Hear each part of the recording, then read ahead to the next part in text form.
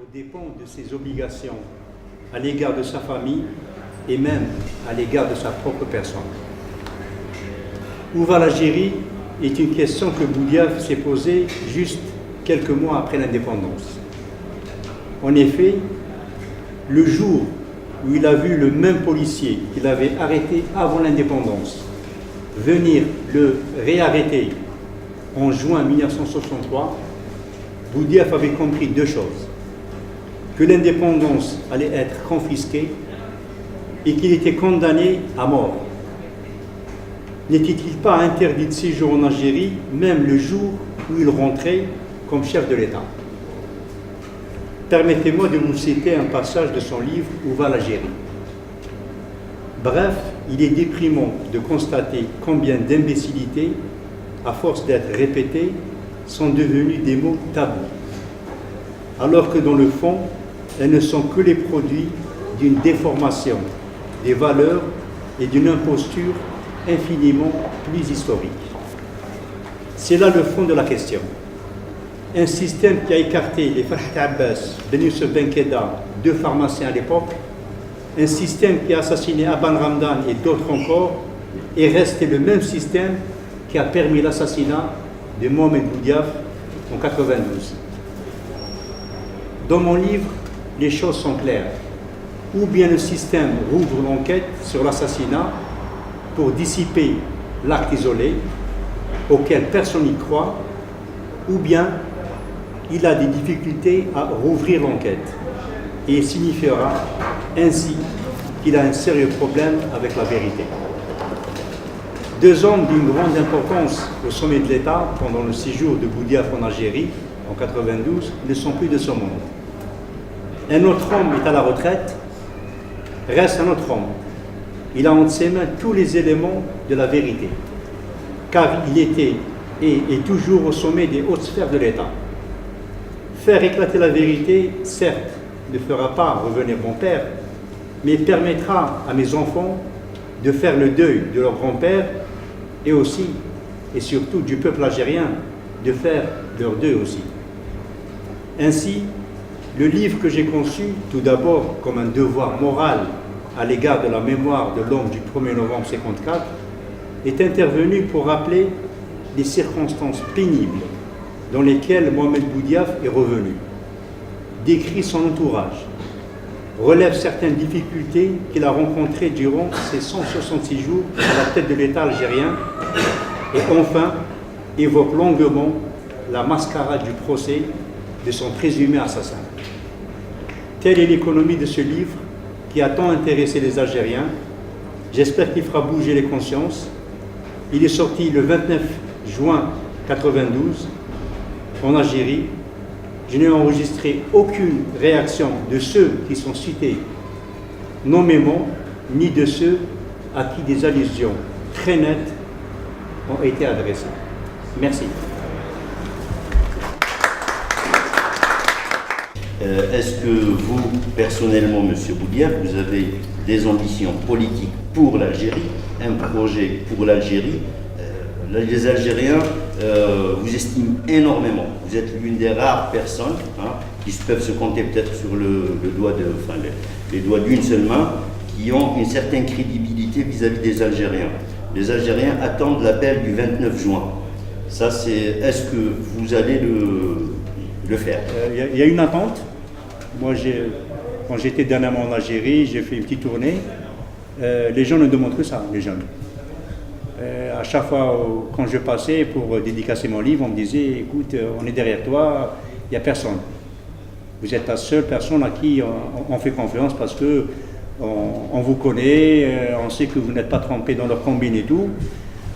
Oui, pourquoi pas, bien sûr.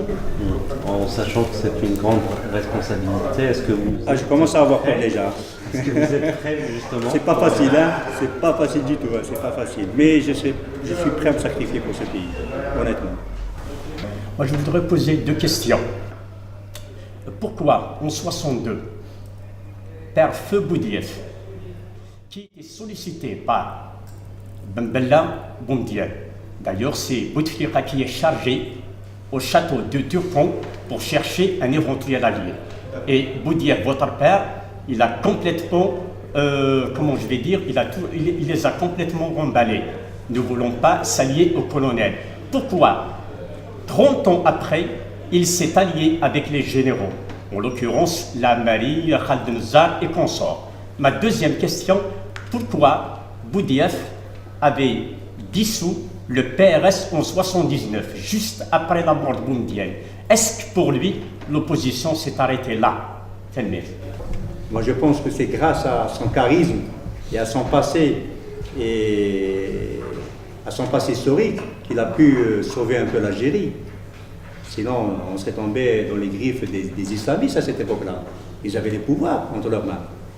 Donc, et mon père ne connaissait pas ni Nezzar, ni Tawfiq, ni Ismaïl, ni Amari.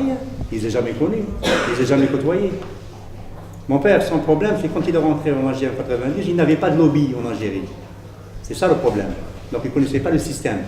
Il a déçu le PRS parce que quand il a vu les Algériens pleurer Boumedienne, ben, il s'est dit qu'on fait fausse route là. Il vaudrait mieux arrêter l'opposition, puisque le peuple aime ce bonhomme. Voilà. Ah oui, c'est logique. Il a vu tout le peuple sortir dehors pleurer. Donc il s'est dit, on s'est trompé de combat. Puisqu'il aime le dictateur. Donc. Hein? Qui est devenu Mbarak Boumarapi, celui qui est supposé être l'assassin isolé. On n'en entend plus parler, on ne sait même pas s'il est encore vivant, où il est. On n'en sait rien. Est-ce que vous avez des nouvelles de lui? Ça serait bien de nous les donner. Seconde question, c'est vous y avez fait allusion lors de votre discours d'introduction. C'est stupéfiant que depuis le 29 juin, aucune des personnes que vous avez citées et quelquefois incriminées n'ait réagi. Je parle des deux, comment dire, parties des personnalités signalées. C'est-à-dire ceux qui sont impliqués dans le crime, ceux qui ont été ramenés au Maroc, mais aussi ses amis qui l'ont suivi en Algérie. C'est bizarre parce que quand ceux qui ont été impliqués dans le crime auraient pu vous attaquer en justice, ils ne l'ont pas fait. Et ses amis qui l'ont suivi, qui sont partis avec lui, qui étaient dans le PRS et qui sont rentrés en Algérie avec lui et qui sont revenus, et qui pour beaucoup n'ont rien à voir avec ce crime, vous les avez assez brutalement secoués. Alors, pourquoi ce silence? Donc, Karim Rachid, qui était le fils spirituel de mon père, juste après l'assassinat, il est revenu à Paris en 92. Nous sommes en 2011. Moi, je menais un combat depuis sa mort. Je n'ai jamais entendu parler de Boudiaf. Alors qu'il vit à Paris en sécurité, alors que moi, je vivais en Algérie, la sécurité est totale. Il n'a rien dit. Depuis 19 ans, il a vraiment rien dit. L'autre, comment il s'appelle, Djebbar qui a accepté un poste ministériel, je crois que c'est l'âge de sa part. Ensuite, quelques années après, lors du procès de Saoudia et Khaled Nezzar à Paris, il venait témoigner contre Saoudia avec Nezzar. Pour moi, c'est des gens, c'est des traîtres. Ils ont trahi la mémoire de Boudiaf. Depuis 19 ans, ils n'ont rien dit. Et quand il y a un procès du général Nezzar qui est impliqué parce qu'il était ministre de la Défense, on ne peut pas assassiner un président sans l'aval du ministre de la Défense. Sinon, on se pose la question, qui était à l'époque le ministre de la Défense? Il va témoigner contre lui, avec lui, alors que moi, il n'a jamais essayé de me contacter pour me dire vas-y, je suis avec toi et tout. Ben, c'est pour ça. Pour les autres gens que j'ai interpellés dans mon livre et dans la presse en Algérie, Belkhel de son vivant, je lui ai dit, c'est vous qui avez assassiné mon père. Ben, il n'est pas allé en justice parce que ça ne les intéresse pas la justice. Parce qu'ils ont peur d'abord d'aller en justice, parce que si on part en justice, on va parler de Boudiaf encore. Eux, ils ne veulent plus parler de lui. Hein? Donc ça va se retourner contre eux. Donc ils préfèrent encaisser et se taire. Donc, il y a ces deux, il y a Smaïl et Belkhel qui sont morts, il y a deux autres qui sont vivants. Il y a le général Nezzar qui est vivant, je l'ai interpellé, il n'a pas répondu. Le général Tawfiq, qui était en poste à l'époque, et qui est toujours en poste, Il n'a jamais répondu à mes sollicitations. Donc, qui ne dit mot consent. C'était eux les responsables à l'époque. On nous a dit qu'il y avait des négligences. Tout à fait d'accord. Mais dans ces négligences-là, est-ce que quelqu'un a démissionné? Est-ce que quelqu'un a été sanctionné? Personne. L'acte isolé est resté, si vous voulez, isolé. On a traité cette affaire-là comme une affaire de rien du tout, alors qu'il s'agissait d'un assassinat d'un président.